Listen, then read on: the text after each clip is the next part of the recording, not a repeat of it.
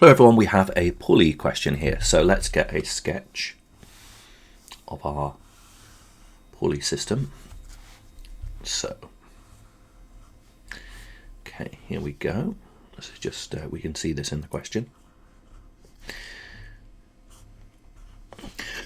Now, the thing to note in a pulley question is that because the particles A and B are going separate directions to different directions to each other, you have to treat the two particles separately when you're writing equations. Okay, so what we've got here is this particle is heavier than this one, and when the system is released from rest, A is going to move down the slope. Okay, the question tells us that A moves down the slope. Now we've got our normal reactions. Let's have a look at get our forces going on our sketch. So we're going to have a normal reaction there, R, and what else have we got here? We've got an angle here, theta. So we've got this here is also going to be an angle of theta, like that there as well. Okay, now it says a small stone A of mass 3m is attached to one end of a string. A small stone B of mass m is attached to the other end. Initially, A is held at rest on a fixed rough plane. The plane is inclined to the horizontal at an angle alpha where tan alpha is equal to 3/4. Okay, we'll use that in a moment. The string passes over a pulley P that is fixed at the top of the plane. It goes along the line of greatest slope. B hangs freely. The coefficient of friction between A and the plane is 1/6. Mu is 1/6, that's fine. Stone A is released from rest and begins to move down the plane. Now, the fact that it's a rough plane and that A is moving down the plane means that friction is going to be acting in the opposite direction to which the particle is moving. The stones are modelled as particles, the pulley is modelled as being smooth, and the string is modelled as being light and inextensible.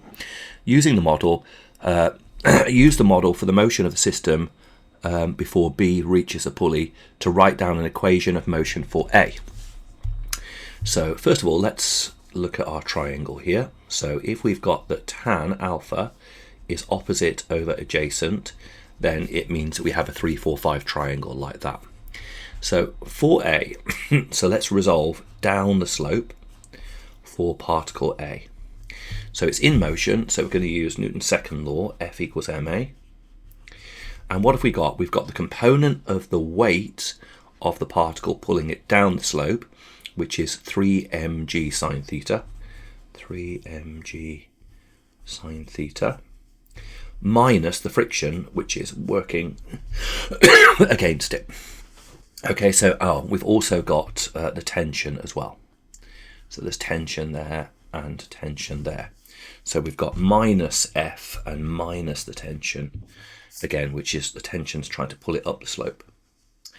Okay, is equal to the mass, which is 3m, times the acceleration, which we do not know, which is A. So there is an equation of motion, 3mg sine theta, or sine alpha rather, 3mg sine alpha minus F minus T is equal to 3ma. I don't know why I've written G there. Got G into my brain from the previous question. Okay, oh, I see, yes, because it's like I wrote the G there because it was that there. So it's the mass, 3m, times the acceleration, which is A. So that is our equation of motion. That's 2 marks done for part A. Now, part B, show that the acceleration is 1 over 10g. 7 marks, wow. Okay, so I would say, let's have a think about this. We could do with finding out what the tension is. So let's think about this is part B now. So for particle B, okay, let's resolve vertically.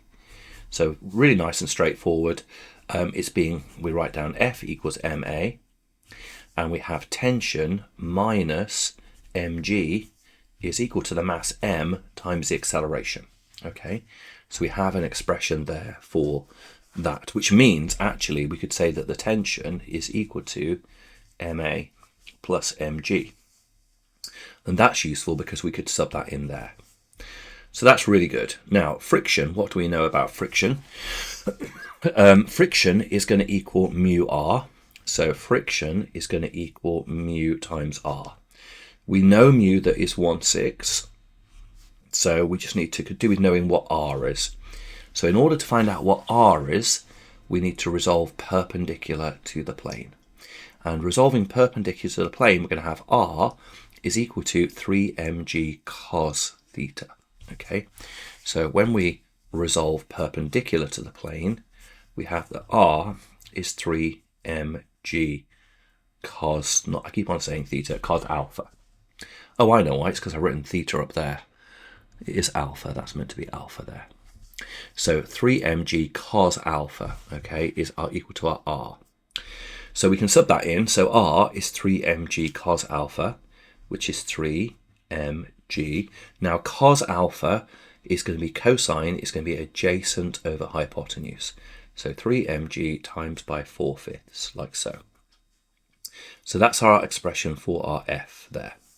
So let's bring all this together now then. So what have we got? We have got that we have 3mg sine alpha, and sine alpha is going to be opposite over hypotenuse, so 3/5, minus f, which is going to be 1/6 3mg times by 4/5, minus the tension, which is going to be ma plus mg, so minus ma plus mg. Oh, be careful, Mr. Guffick. There we go. That's got to go in a bracket, hasn't it? If you've got a minus there, that could be that could have been an issue. Is equal to 3ma. 3ma. Okay, so let's have a think about this. Well, fortunately, we have an m in every single term, an m in that term, an m in that term, an m, an m, an m. So because it's common to every single term, it can be cancelled.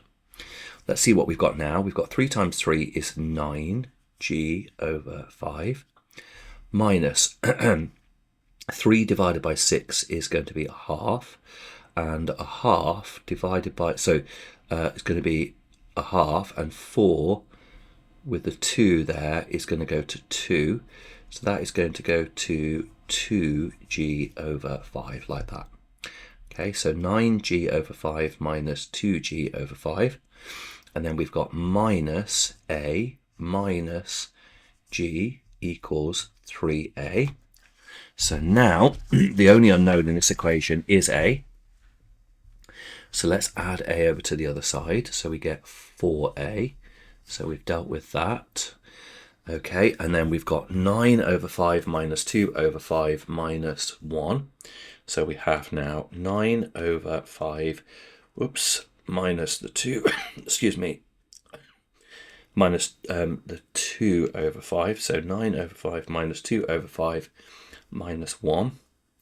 Okay, let's just do that again. 9 over 5 minus the 2 over 5.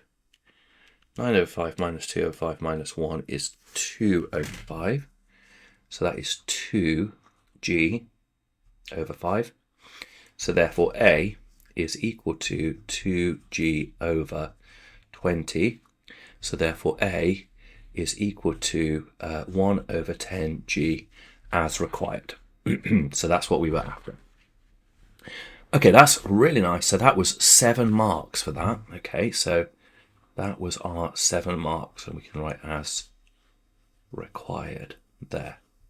Okay, so that's 7 marks done. Now, sketch, oh, this bit catches people out. This is one of those things to where when this question has come up previously, students, kind of get a bit confused about this.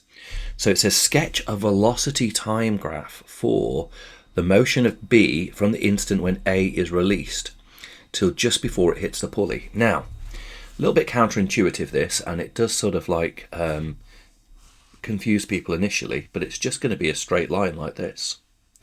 Okay, that's our velocity and that's our time. Now, why is it a straight line like that?